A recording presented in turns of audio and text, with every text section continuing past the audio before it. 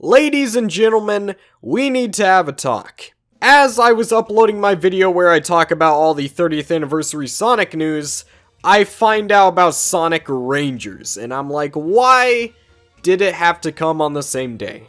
Today, I just wanted to talk about Sonic Rangers as a leak because I find it very reliable, and I'm a little bit worried about it. So I'm going to explain my thoughts and concerns about the game, and at the end of the video I'm also going to be explaining some of the bright side of this game. Anyways, if you like the video, make sure to like, comment, favorite, subscribe. Let's get right into it. So, starting off this leak, as you guys know, there was a CGI trailer for the next Sonic game revealed in Sonic Central. Except, if you open up the video file in Hex Editor, you can find out that the name is actually called Sonic Rangers. This is not a joke, you can find the name this easily.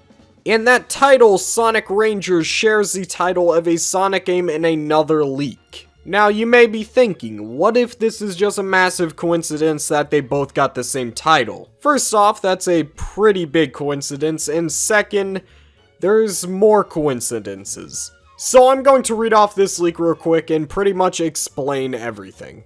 The post reads, did a focus test for a new Sonic game called Sonic Rangers, which is an open world adventure game which takes heavy inspiration from Breath of the Wild. Did 2 demos, a 20-minute long exploration of open world, and a final boss battle. Open world is populated with small enemies, puzzles, and platforming challenges. Completing puzzles, challenges, and killing enemies rewards EXP which can be redeemed in a skill tree. The skill tree unlocks abilities like the spin cycle, where you can hold Y as Sonic starts tracing a line behind him, and if you finish the circle, it attacks all the enemies inside of the circle. Now, this is another coincidence, because if you remember the CGI trailer, Sonic has a trail that is kinda glitchy behind him, and he goes around in a circle. That is another massive coincidence, but there's still one more huge coincidence in this post. Lock-on attack returns, which I'm guessing is the homing attack, and I have a feeling that this person doesn't play Sonic games very much, which I will get to later. There are bosses spread out through the open world. Defeating them grants orbs. If you get enough orbs, you can go to a portal and go to cyberspace.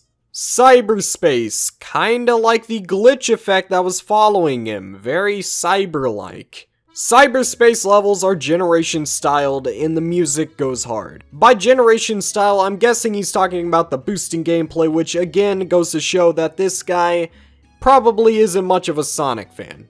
Beating them fast enough grants Chaos Emeralds. Exploration and combat was super boring. Very button mashy, but whatever. New voice acting by Roger was present, so they're definitely sticking to the general theme at least. Now, I think this is a little bit stupid. Yes, we did get the Sonic Colors remaster, which hints that the meta era isn't technically over, but Roger doesn't mean meta era. Just because Roger is a voice actor doesn't mean that we're gonna have bad writing. After gathering all of the emeralds, you can cut through a thick fog that you couldn't before in open world.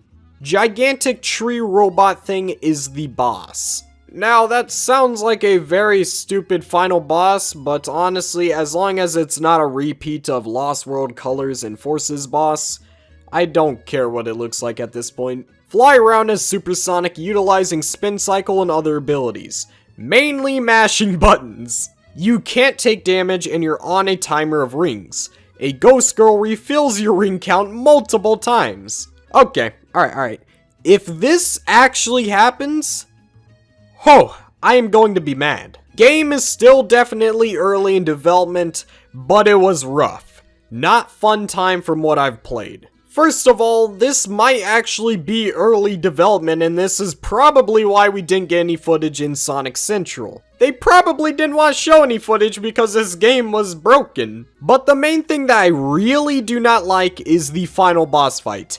You can't take damage. You're on a timer of rings, and a Ghost Girl refills that? Why? It sounds like they're making another game where it's just so easy and there's zero challenge, and I want a Sonic game to be somewhat challenging for once, please. Forces was the easiest game ever, and the only time it was somewhat challenging was over Death Pits. This is so stupid. Why are you gonna give a timer of rings if you're just gonna refill it back up? That's so stupid. That takes away all of the challenge, everything that makes you a skilled player. It's all gone in that boss fight. Now, yes, I do acknowledge that they probably did this for the demo, but if you're testing out this boss fight, why would you put these settings on for it? If you're testing it out, you want to see if it's too hard or too easy, you know what I'm saying?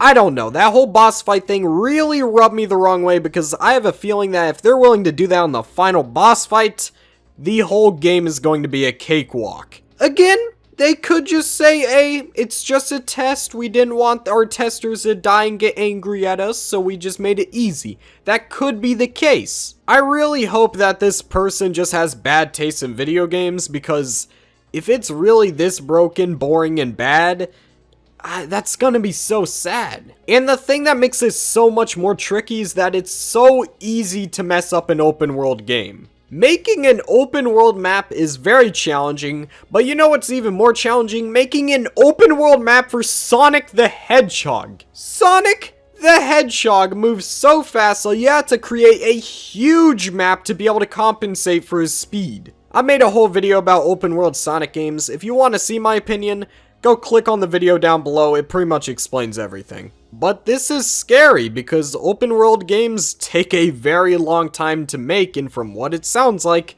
it looks like it's very early in development. The thing is that this game is supposed to be released in a year from now. I hope this game comes out in November of 2022 because that seems like the best release date. And honestly, if it's gonna look like this, they can take 2023. I don't really care, I just don't want the game to be a mess, you know what I'm saying? But hey, let's look on the bright side. What is there to look forward to with this game? I think there's actually a lot to look forward to. First off, it looks like this game is going to be combat and speed focused, and I really like that idea because Sonic can do some cool stuff in combat, and he's obviously fast. And from what he's been saying, it sounds kinda satisfying to kill stuff. Also, that XP and skill tree system sounds awesome. I want to upgrade Sonic's abilities and learn new tricks so badly. That sounds like such a cool game mechanic, and it could work so well with Sonic. This sounds like a good setup for a Sonic game. It's speed and combat focused with a skill tree and XP system, with Chaos Emeralds and a supersonic boss fight? This is awesome. And the next point that I want to make against this post is that the person probably doesn't know Sonic very well. Maybe he thinks the game is boring and just garbage because he just doesn't like Sonic. I mean, he didn't even know what a homing attack was, so like, it's safe to say he doesn't play these games. So really, this post could just be completely biased and the game could have been like almost done. It could have been beautiful with God rays and everything. My next point is that Sonic Team is not playing it safe anymore. This is almost Sonic Adventure 3 levels of danger. Like, they're really experimenting with this game. If you think this is playing it safe, you're dead wrong, man. There is nothing playing it safe about making an open world game. Better yet, making an open world Sonic game. Not only are you making an open world game, but you have the whole world watching you. And you also have to deal with the difficulty of making the open world larger because Sonic is too fast. And I really like that because Sonic Team has been playing it safe for 2 mainline games in a row, and it's very annoying. Okay, for our next point, we have Supersonic. He has returned, guys. We have Supersonic boss fight. It's finally back, guys. It's been so long. How long has it been? Sonic that was 2011. Aye, but the thing that can turn this game from a 9 out of 10 to a 10 out of 10 is if they make Supersonic playable in the open world. If we can play as Supersonic roaming around the wasteland, that would be dope. And honestly, if they don't do this, that is one of the biggest missed opportunities that Sonic has ever had. Imagine being able to go in this ginormous world in a super form. You have to do it, Sonic Team. If you don't, you're just blatantly stupid. But you know what? I have trust in you, Sonic Team. I believe in you. But in conclusion of today's video, I hope the game is good. I really do. I want this game to be good more than anything else. but we all need to be cautious and we all need to relax.